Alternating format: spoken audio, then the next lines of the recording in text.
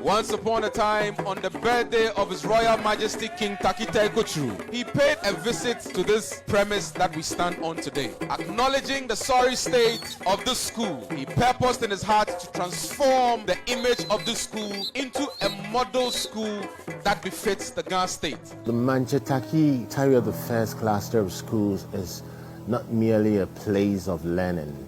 It is the heart and soul of our community.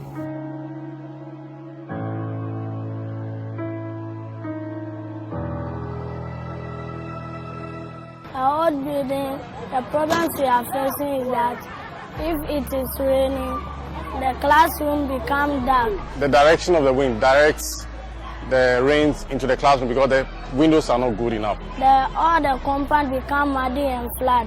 We can't even get home. The children can't play outside because it has rained. If the water will be stagnant on the field for about 2 weeks. The classrooms were very hot. There were no ceiling fans and other things. There were holes in our ceiling, which leads to leakage of water into our classroom, which was not helping us to learn effectively. We were having so much dust here, which was leading to respiratory diseases because when the wind blows, it spread some of the dust into our eyes, which was a menace for us too.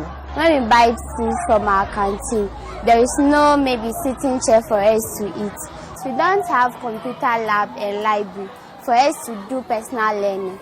During our time, the school wasn't attractive at all. Parents were even afraid to bring their children to the school because by the time they will come to school, they will come in a good uniform, but by the time we close, all their uniforms will be dirty. The old infrastructure was so appalling and in deplorable state. Because of that, most students don't want to come to school here. Teachers who were posted to the school doesn't come. I was posted here in January 2023. But when I came and I saw the condition of the school, I even went back to the office to protest against my transfer because of the conditions here.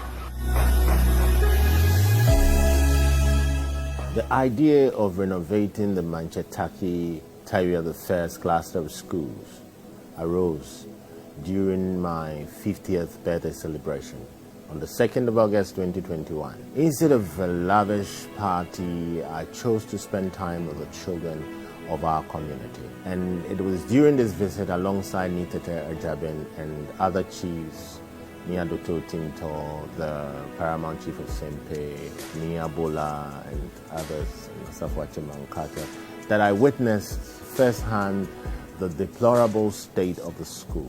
This moment deeply touched me, reaffirming my commitment to quality education. I vowed to transform the school into a beacon of hope and excellence for all children in Accra.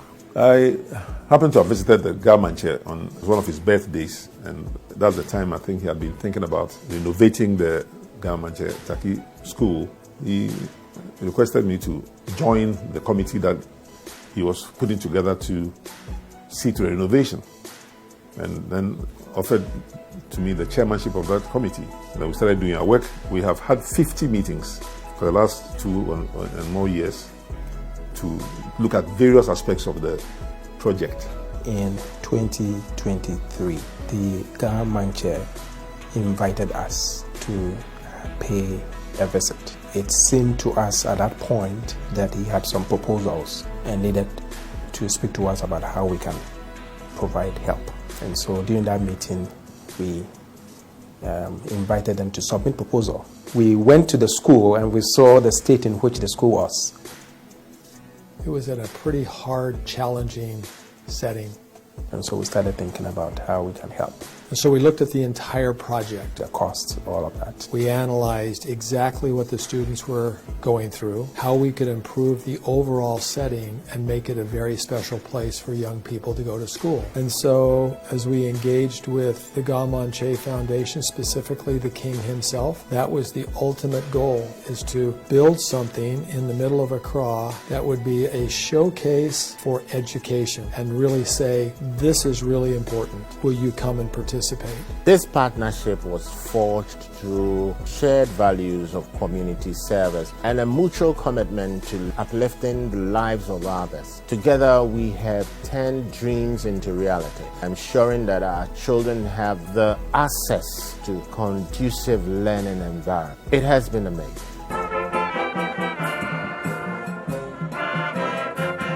From the leadership of the Church of Jesus Christ of Latter-day Saints, we now unveil this bust in honor of you and your heritage and everyone who has ever been involved in this school, who is now involved in this school, and who will yet be involved in this school.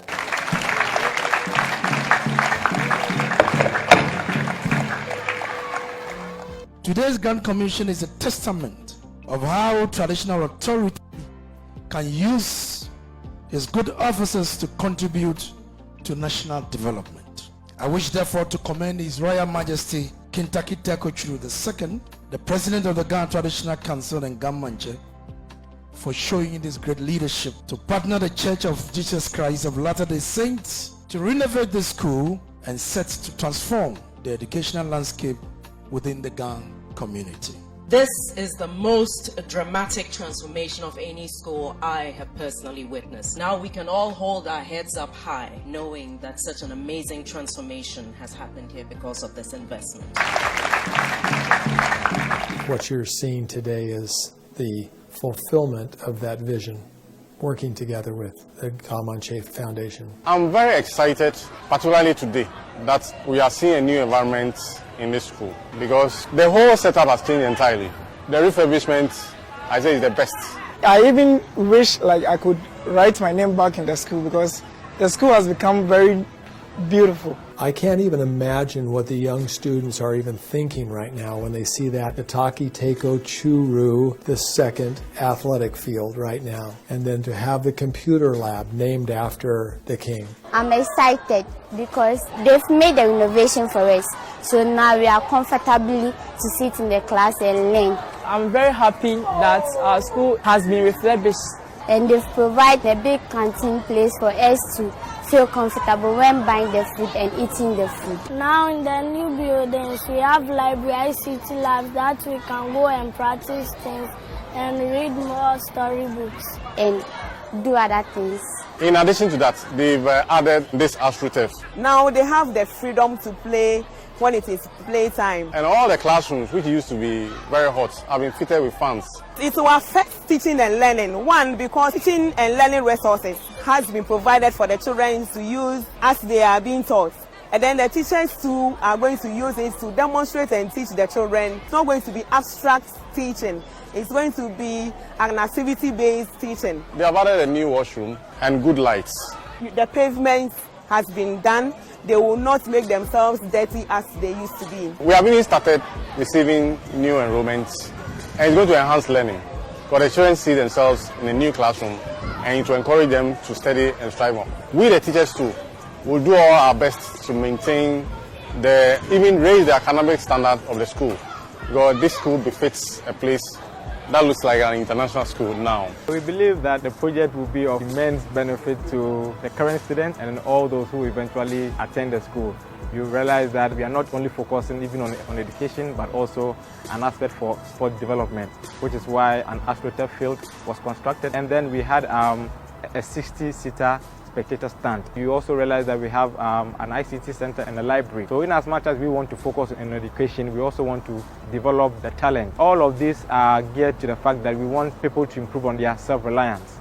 That is the major goal of the interventions that the humanitarian division in the welfare and self-reliance department does in the church. So as a church, if we can help a community become self-reliant, build something like this really nice, set the standard, give people an opportunity maybe that they haven't had in the past, we feel really good about that. We want to be involved in that, and then we want to see what happens in 5 to 10 years. And I also want to thank government for the effort of the Millennium Block and all that, I'm never forgetting that. The school is set. I want to say a very big thank you to the Church of Jesus Christ of Latter-day Saints for making this come true. And we are grateful. I say thank you to the church and Now the school is looking good, that I can learn much, and I will not be shy to tell my friends about my school anymore.